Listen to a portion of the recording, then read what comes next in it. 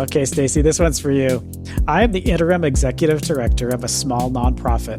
What is the best way to approach a gossiping, complaining staff of 4 since I'm not going to be in this position for the long haul? I'm wondering if there are any limitations or boundaries to your interim role. So, some interim positions, executive director positions, are given kind of carte blanche to do whatever needs to be done, and others have really tight boundaries that the board puts on that position of what can be or can't be done, not wanting to upset the apple cart. So, I guess my first question is wondering if that's been communicated in any way, just so you're kind of in alignment with what the board's thinking. And then I think assuming that you have the authority to address situations like this, and just to kind of keep the ship running and trying to clean it up as best you can before the new executive director gets there, I'm thinking that a meeting with the team to sort of talk a little bit about, change, and change is uncomfortable, and sort of start with that. But then I would kind of lead it into, what do you think makes a good workplace and a good work culture, and having that conversation and seeing what they say, and then perhaps listing it out, right? Like, what are some of the core values that, like, we want in this period of change? Like, what are the kind of the core values we want to uphold as, like, a healthy work culture? And I would brainstorm it with them. And then, I mean, if you really want to be direct, I would then say, that's not being reflected right now in our behavior. So what are we going to do to change that? Or, like, are we going to hold ourselves accountable to this? So I honestly think it needs to be a little bit of discussion instead of just coming down on them, kind of addressing that change is uncomfortable, but also giving them a process to think through what kind of, culture they want to work in, especially during this transition period, and then getting agreement that everyone's going to hold each other accountable. And of course, then if they don't abide by that, or the gossiping and the garbage, the silliness continues, then you start going down the HR path of verbal warnings and written warnings and all that. But I think first, sort of addressing that elephant in the room is important. Yeah, it makes me like wonder if it's like the substitute teacher effect, right? Because like how much of it does the interim part, like how much does that bring to it? Is it that because you're interim, you feel like you don't necessarily have the authority to make any long-term plans for these people, and that you just kind of want to get by? And maybe it's a little bit of just like, I don't want to, I don't want to rock the boat or get into nasty, sticky situations because I'm not going to be here that long. That feels like that might be a little piece of the question. Um, but but for a staff of 4 to be gossiping and complain, like, who are they gossiping and complaining about? Each other? Like, there aren't that many people. I don't know. I mean, it sounds like maybe they're just bad employees, because you got to wonder what the issue is. Like, why are they upset? Like, are they complaining about how it used to be? Because that should be water under the bridge at this point, right? That should be the old, I'm the new ED, the old ED is gone. So I don't know why you're still complaining about that. That seems to be a waste of everyone's time. So maybe we all just need to go have some cocktails when that's a thing you're allowed to do again, and just like hash it out and get it out of everybody's system. And so we can have a fresh start. I would think that you would be, if there's an interim position and not knowing how it happened, but I'm going to guess it was, if there's gossip, I mean, like, if it was a planned transition or something and an interim is an intentional step in between leaders, that would be one thing. And I think that might be less filled with gossip. But like, if it was something where that the former ED, and we don't know this, right? But the former ED got let go or something really, or just left, whatever happened, and this interim got put in. I mean, I could see where there'd be gossip, even though it's a small team, but it'd be like, oh God, what's going on here? We lost our leader. Like, who's this new person? Are we going to be on the chopping block? I mean, I think it's probably filled with a lot of uncertainty, not knowing the specific circumstance. So really just addressing it, which kind of goes back to that authority question, like, how much authority have you been given as the interim, and do you want to take on I mean, I've seen organizations where they bring in an interim, and truly that interim is there to kind of be that transition turnaround expert to get things, the ship righted, make all those hard decisions, clean up bad staff, clean up all the stuff that's a mess. So the new ED comes in fresh and like without a big headache. So I don't know if it's that situation or if it's really just people feeling uncomfortable and thinking they can get away with it. But I definitely think it's got to stop, because good grief, like that's just toxic and unhealthy, and they need to be doing their work. Darn it. Yeah, seriously. But so yeah, and that's a good point too about that everybody's, because there's a leadership transition, people are feeling unsettled probably. And for this group, that feeling of being unsettled is manifesting itself in poor employee behaviors. So yeah, so like, I mean, I don't know. I as much as I pretend to be the opposite, I'm the big softy that's going to let people come into my office and complain to me all day. I might not do anything about it, but I would definitely listen and see if I can figure out if there's some sort of common theme. And if it is something to do with just the uncertainty of the viability of the organization, like, you know, the ED left and they were doing such a great job and we don't know why. And now we don't know if the organization is coming apart and we're all going to get fired. And like, that's something that you should be able to address just by saying, like, look, the organization we've got new leadership. We may have new leadership again in 4 weeks or 6 months or whatever after the interim period is over. So it's up to us to make sure that we can fix all the stuff we can fix and then move on from there and let the past be the past. Nonprofit governance. Nonprofit answers. Nonprofit board. Nonprofit management. Nonprofit marketing. Nonprofit resources. The Alliance for Nevada Nonprofits presents Nonprofit Everything, the podcast about everything nonprofit, with your host, Andy Shurick and Stacey Wedding. Today's episode is sponsored by the HR Collaborative. The HR Collaborative was formed to help build nonprofit strengths through improved human resources. It provides professional development opportunities, networking, and sharing of best practices on HR issues faced by nonprofit organizations. The Collaborative meets bi-monthly. Membership is free and open to anyone who works for a nonprofit and has HR responsibilities. For more information or to attend an upcoming meeting, visit their website at www.hrcollaboratively.org. Check out the Nonprofit Everything show notes for more information.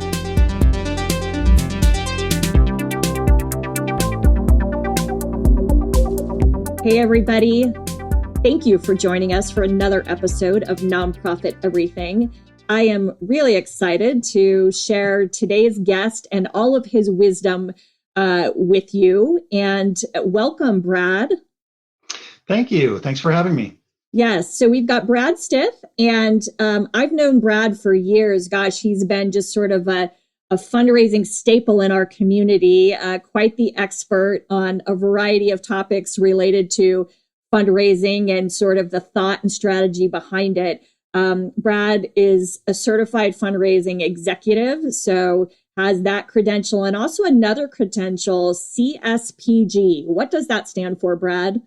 That's Certified Specialist in Planned Giving. That's something that is, I don't know if it's an acronym that most people are familiar with. So it basically is just the same thing as a CFRE, but it's in planned giving. Okay, great. Well, I figured, when I see all these initials behind your name, I know that it's impressive. Right. And Brad has his own company, Philanthropy Development Associates. So, Brad, I want to give you just a moment before we kick this off with a little bit of background on you and your company. Oh, okay. Thank you. Unexpected.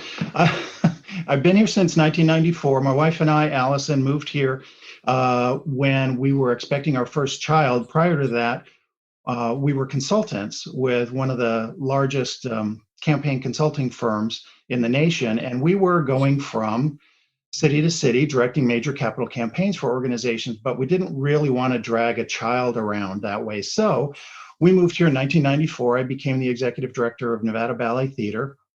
And after 5 years there and taking that organization to wonderful new heights, I decided to hang up my own shingle here in Las Vegas and start consulting again. So we've been doing this for quite a long time. We've been lucky enough to work with some fantastic people, both here in Southern Nevada and all across the nation.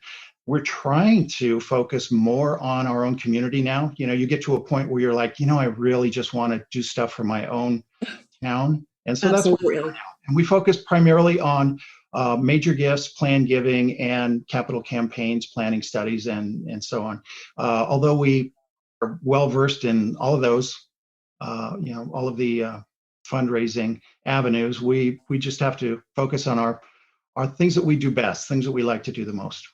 I love it. I love it. Very wise. And I'm sure all of those words, planned giving, major gifts, all of that stuff perked up the ears of our listeners, because I know many have questions on it. And that's what leads us to today's conversation. So we actually had someone share with us that they were really sort of grappling with the extent of the need of donor wealth screening. So let me read you the actual question, and then let's have a conversation about it. Right. So question is, I'm on the board of an organization that has been around a while and has a very large donor database. The staff has recently paid to put it through a wealth screen, and now the consultant wants them to put it through another screen to see which donors have an interest in our mission.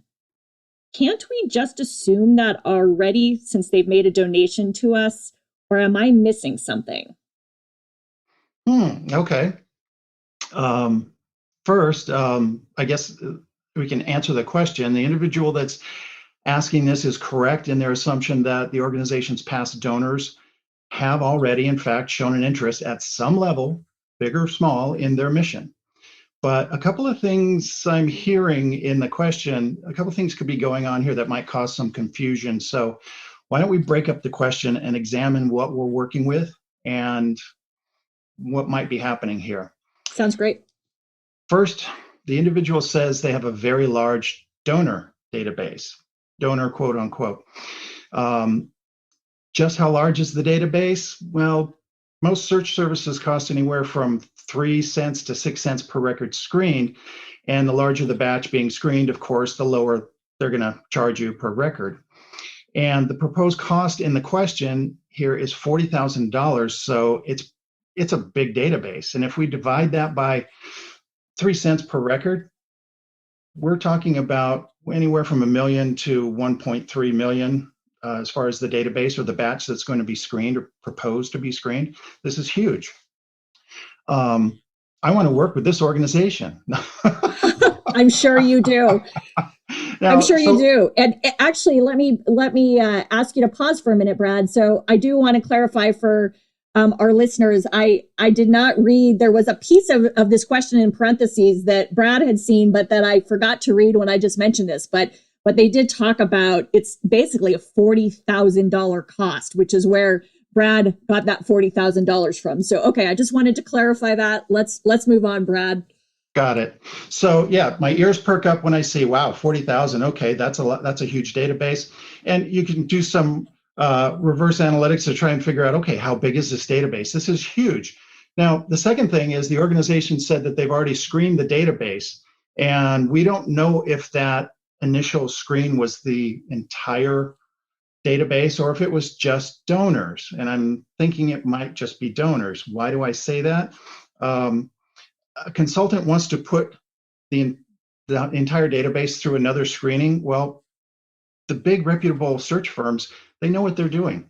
And they're probably not going to make that kind of a mistake where they have to screen the entire database again. So I'm thinking maybe just the donors that they already have that to the organization were screened, wealth screened, which is what was said in the question. And perhaps the other portion is non-donors. So we have to ask ourselves, first, did they screen the entire database on the first run? If so, that firm that's handling all of those, that search should have conducted all the screening needed on that first pass, and there should be no reason to do a second pass. The The second thing I wanted to mention, what perked up my ears again, was the proposed second screening, as it was indicated in the question, is to see which donors have an interest in the organization's mission. And so this is another reason why I'm guessing the first screen was for donors and wealth, to find out who are the major donors in their big haystack. Where's the needle, a couple of needles in the haystack that can bring them a lot of support. And the second screening is probably the non-donors, and they're looking for affinity and propensity to give to their organization. So I guess the answer overall is you might be missing something. So I think the board member might need to ask the question of the staff, is there a segmentation that's been going on, and the first screen was donors and the second screen is non-donors? This strikes me as that infamous game of telephone, right? Where each person, right, that the message passes to, there's a little detail that gets left out or added or whatever the case may be. And so because this was a board member who asked this question, my sense is that board member probably may not have all of the facts, or or have even recognized that there's these different sort of types of screening, layers of screening, populations to screen, right? So there could just be, this could just be as simple as asking a few clarifying questions, it sounds like. Yeah, but they were definitely smack on when they were thinking, okay, if these are all donors, don't they already like us? They've already shown us that they like us, and that's true. The reason you want to do wealth screening for those donors is to find, somebody's been giving you $100 a year for 10 years. You didn't know that they've made super large gifts to other organizations, or they are a huge political donor, which is a strong indicator of ability and propensity to give. They have 2 or 3 homes, one here, one on the coast, something like that. They have an aircraft, they have a plane or a yacht, they sit on a foundation board. All these things will pop up in the wealth screening. And one of the more interesting ones here for us and some of our large executives here in the gaming industry is who owns more than 10% of the public stock in their company. And all those wealth flags go up and you go, wow, I didn't know this person was in our midst.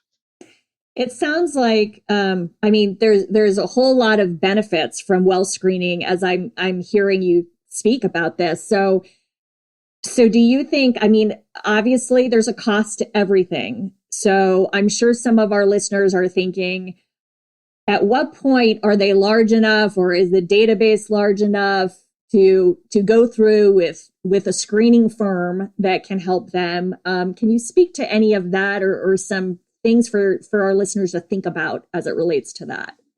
I've worked with a lot of organizations on their research and their screening. And one of the questions, I always get this question, which search company or firm, is the best? And part of my answer to that is it's the one you can afford. Because there are some that are super expensive, and really large organizations with larger budgets are their clients, if you will. And there are others that don't charge quite as much, but you kind of get what you pay for. But bottom line is, if you can do some screening, the thing that costs the most is big batch screening. You have 100,000 records and they're charging you 6 cents per record. It gets pretty pricey. You can have annual subscriptions to some of these search firms where you can do one-off. You're in your database and you want to screen one particular donor. You can have unlimited one-time screening. So I can look up Brad Stith, then 5 minutes later, I can look up Stacey Wedding, and so on. It's the large batches that become really expensive. So even if you're small, there are firms out there that can help you with those search capabilities. That's really helpful to know, and I think can maybe ease people's minds who are always looking, of course, at the budget, like we all do in our worlds. And it also, I'm curious to know from a standpoint of what you've seen, Brad, Does it make sense if, let's say, a donor gave to you, right? Hypothetically speaking, many years ago, I don't know, I'm just going to say 5 years ago, right? But hasn't given again. And this leads to probably a much larger conversation of why, but I'm curious to know if there's sort of parameters or guidelines about who should be screened. If you're spending the money to screen somebody, does it make sense to do more recent donors who have shown a recent interest? Yes, it certainly does. You've got, those are your better prospects, but I would include all the way back to 5 years. Okay. After that, you're pretty much treating them as a non-donor again, and they need to be cultivated just like any other first-time donor would be, especially if you haven't had a lot of contact with them. Now, if you've had a lot of contact with them and they've been involved in one way or another and they haven't given, then that's a different thing. Yeah, that makes, there's so many variables. And, every time you peel back another layer of the onion, I think you realize that none of this is quite just do a donor screen, right? Like there's questions to ask, things to consider. Also, I wish it were always just a super simple idea, but it shows why people like you are needed because people need some context and some guidance around all of this. Yeah, and organizations may want to prioritize their screening batches. And of course, the people that have given to you longest without a break are sometimes the best donors for planned gifts. People that have shown loyalty, and perhaps they're not the wealthiest person on the block, but they can make a bequest to your organization. So there's a lot of different reasons, and I think that's the first thing you have to ask yourself before you enter into a screening with a firm is, what am I trying to get out of this? Am I looking for major donors, the hidden gems amongst my donor database? Am I looking for those individuals who can possibly consider a planned gift to my organization? And those are two different screens. Those are two different things you're looking for. You bring up a good question about what to ask the people, the wealth screening firms. Are there any other questions that should be asked when a nonprofit is going through that interview process of who to select? Well, I think it's really important to find out what integration they have. So by that, I mean, I can export from my donor database, my CRM, I can export that to the company. The company does its searches and they append that information that they find to those records, and then it is uploaded right back into my CRM. So it's sort of seamless, or whether or not you're going to have two separate records of that. You really want to go with something that can integrate with whatever you're using. The other question to ask is, exactly what are you going to provide me? What are you looking for? What are your outcomes of this? Again, you want to be able to, for wealth screening, you want to be looking for their capacity and their propensity to give. Those are the two main things. So are they giving to other organizations like yours, or are they giving large gifts to any other nonprofit organizations? And what are their holdings, real estate and otherwise? And do they own large amounts of stock? The other thing that you'll find out, you want to find out from them is, do you do a search that will reveal donors that are connected to what's commonly known as an inner circle for a nonprofit? So, for example, they'll come up with, we've got 10 people in that last batch that went through that have some connection with one or more of your board members, and you might not even know that connectivity. So there's a connectivity aspect to some of these searches as well. That's super helpful. I hope everybody listening was writing those down and capturing those. So if you're in the process out now or in the future, you know what to ask. I will share just on a personal note. I am working with a client now who has really ramped up some of their expectations of board members around giving. And we always know that can be a bit of a messy transition for boards and uncomfortable transition.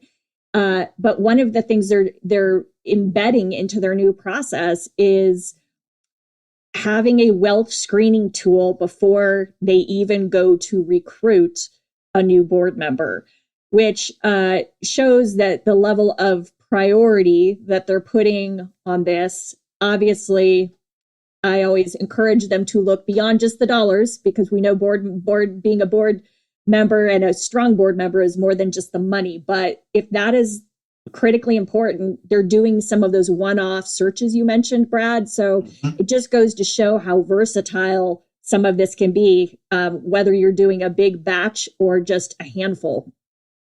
Yeah, it's the bottom line on research is more information is better than less. And if you can afford to do it in one form or another, get all the information that you can. There are hospitals and medical centers that use wealth screening on a daily basis simply to know who's in their facility at the moment that we may have overlooked.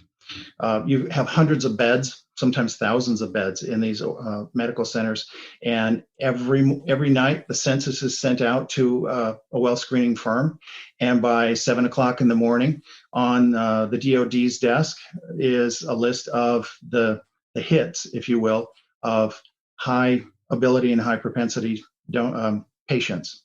So that's just another part of the searching. You have arts organizations that want to know who's sitting in those seats. And so after every performance, you've got the same type of thing, if they have enough information on who purchased the tickets. So there's all sorts of different ways to look at this. Well, I get excited hearing about the potential for having more information to make informed decisions. So I'm a bit of a nerd, though, so self-proclaimed nerd around this stuff. So, but you're speaking my language, Brad. So I just want to thank you so much for giving your time, sharing your expertise with our listeners.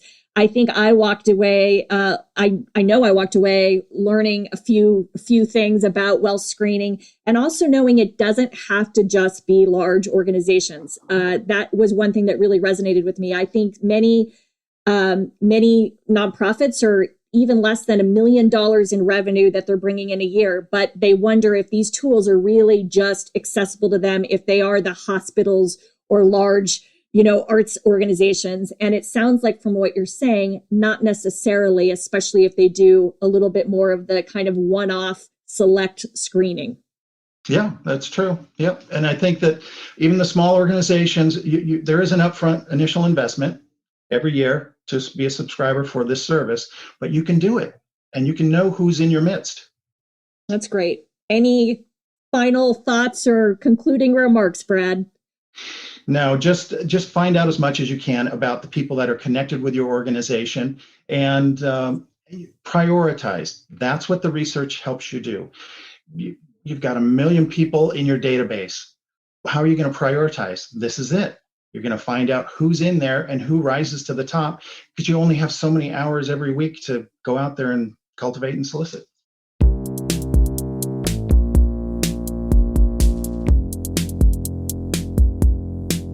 Oh, Andy, I know you're going to love this question. When I start like that, that you need to run for the hills. That seems to be my expression. Okay. I am relatively new in the ED position. I'm wondering if you have any tips for combating impostor syndrome and being comfortable in a role of authority. Oh, your laughter says it all right there. Nope. No. So no, to be perfectly candid, so I think this is something that I think the reason that we're laughing is because I think sort of if you take sort of stereotypical gender, this is how a particular gender has conversations about feelings, right? From a stereotypical standpoint, Stacey's thinking that my opinion is going to be exactly what I first said, which is no, I've never heard of this. I clearly am 100% in control of all the situations I'm in, and am very comfortable in the role of authority at 100% of the time, because why wouldn't I be? Right.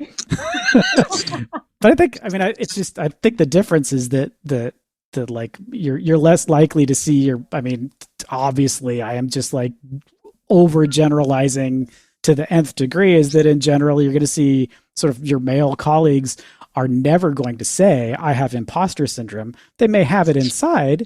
They may be feeling it internally, but it's not something they're ever going to say out loud because that, that would make them smaller. Like, why would they say that? That would make them smaller. Well, I just, and to give everybody a little bit of an inside peek to our world, before we recorded this question, we were sort of bantering back and forth about it prior. And I literally said to Andy, have you ever felt imposter syndrome? Because I don't think I know of one man, and I'm sorry, man, I'm not knocking you. I just don't think I've ever heard of a man ever even like remotely even hinting at imposter syndrome. I mean, and yet his, like, every day I could tell you at least one conversation I had with a female in some kind of leadership position that is doubting herself or feeling like perhaps she doesn't. And it's not just a gender thing, but it's just interesting because I truly have this, like, kind of have this belief that men don't feel this way. So I would love for any of our male listeners who deal with imposter syndrome, please come back and check me on that, because I'm like, please let me know you're human and real. I mean, I really just think it's the external perception, because I mean, honestly, you go into any new role. So when I got the job as CFO of Three Square, I mean, that was a completely new job for me. I'd never been CFO anywhere. I had never worked at a food bank before. I had never done like inventory things, like dealing with like tons and tons of products that are going to go out the door to be donated. It was a completely brand new world to me. And so I got the job, strangely enough. I got the job, and the first thing I did was like freak out and buy like 12 books on Amazon about like how to do the job I'd just been hired to do. So while I might not have said to peers, like, I don't deserve this role, I don't think I'm capable of doing it. How did I fool them into hiring me? Right. Which is, I think, is that the definition of imposter syndrome? Yeah. Yep. So instead of doing that, like, I clearly internalized it all and went, oh my God, I may be in over my head. Let's make sure I don't drown. Right. So I think it's just a matter of like, so mine is just like a growing permanent ulcer and more blood pressure medicine than most people. Like, so like maybe that's sort of that internalizing of all of that stuff instead of like letting off the release valve. Talking about it. Yeah. Talking about it. Right. Well, so now that we've talked a bit about that it does exist in everybody or most people. So what do we think do we have advice? I have a tip or two, but I would love to hear yours. Do you have a tip or two for someone? Should they get 12 books from Amazon, Andy? I don't know. I mean, I obviously do not have any relevant opinion on this at all. I mean, it's like, now that we've turned this into a gender studies podcast, I think, I don't think my opinion is worth 2 cents on this. I think my opinion is completely valueless on this question. So, well, so much for that. So sorry to the person who wrote in with it. So yeah, I was like, we're a lot of help for you, aren't we?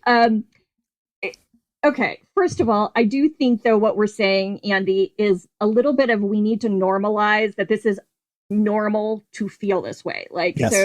Right. And I think that's the first part of this, because sometimes people think they are the only ones feeling this way, or like that maybe they really aren't set out for it because they don't hear other people express doubt or concern or, whatever. And so as a result, it feels like this huge like thing that only they're dealing with. So I guess, the first thing I would want to do for the person that wrote in with this is that it is normal. People do experience it. People obviously experience it in different ways. So the 2 pieces of advice that I will share that I just, one that I think is great for someone in a nonprofit is that when you can get yourself out of focusing on yourself and your feelings. So like actually getting into the work, like touching the mission, feeling the mission, like mission work. Like if you have the opportunity in your nonprofit to get connected to the work, it's amazing how all this other I'm going to just call it crap, like fades away, right? This mental stuff, you get really reinvigorated and just like, it takes your mind off yourself and moves it toward the larger purpose of the organization. So I think anytime we can do that when we're facing something like this is one strategy to sort of at least relieve it.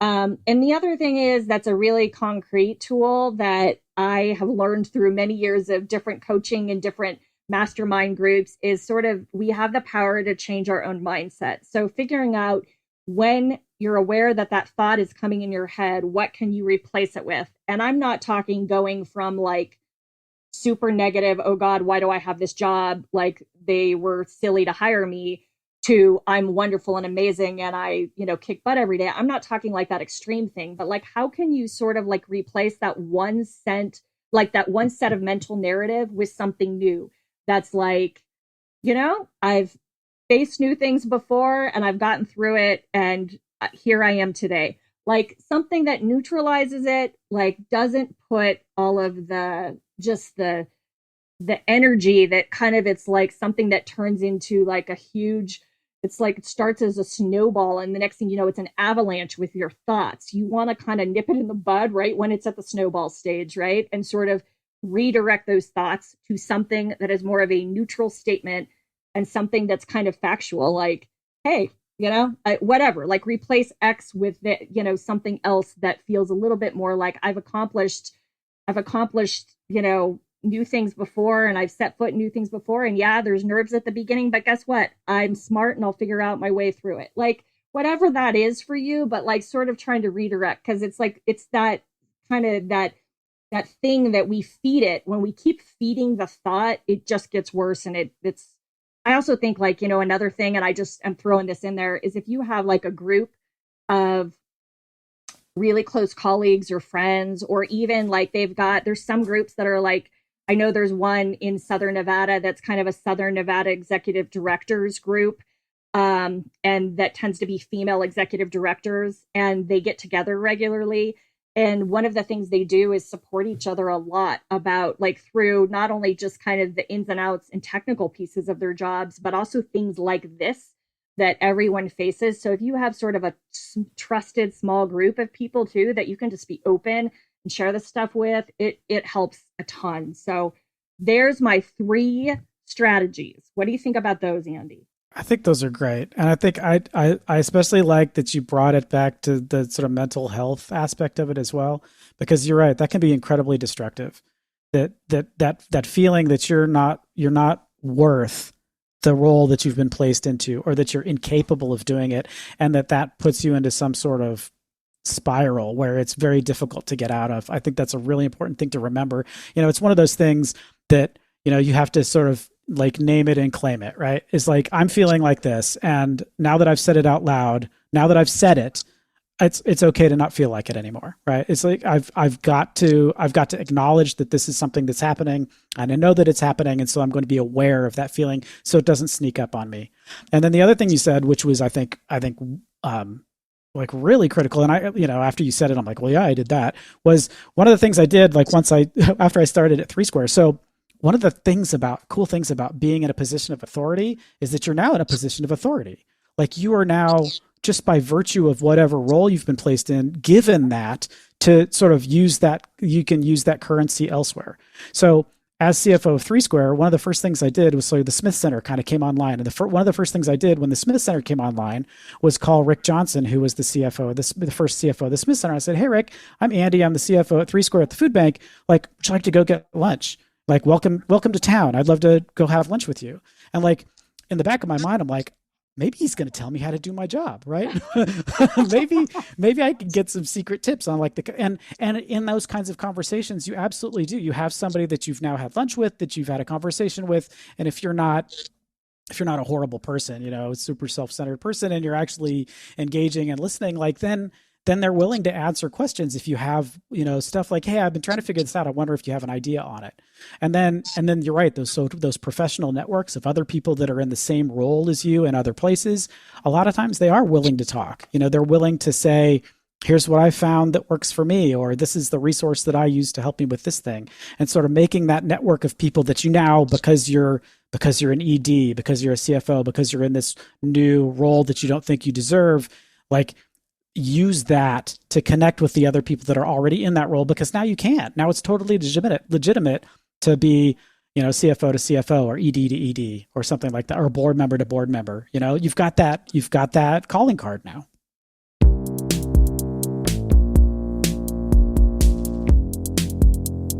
And we've reached the end of another episode of Nonprofit Everything. Thanks for joining us. Stacey and I really appreciate that you take the time to listen to the podcast. We're always delighted when we check out how many listeners that we have and see that it's a large number. And that makes us so happy to see that this is useful, because we figured if it wasn't useful, the number would get smaller and smaller and smaller, but it's not. It's actually getting bigger. And that makes us really happy. So it tells us we're doing good stuff. But if there's stuff we could do better, if there are questions you want answered, if you have comments on the format, comments on the music, comments on the audio editing, comments on anything at all, send that to us or send us your questions. And we are so excited to get those and really happy to see them and really geek out on doing all the research to try to figure out what the answers are. Or if we can't figure it out, finding a guest expert that can. So thanks again for joining us. We will see you in a couple of weeks.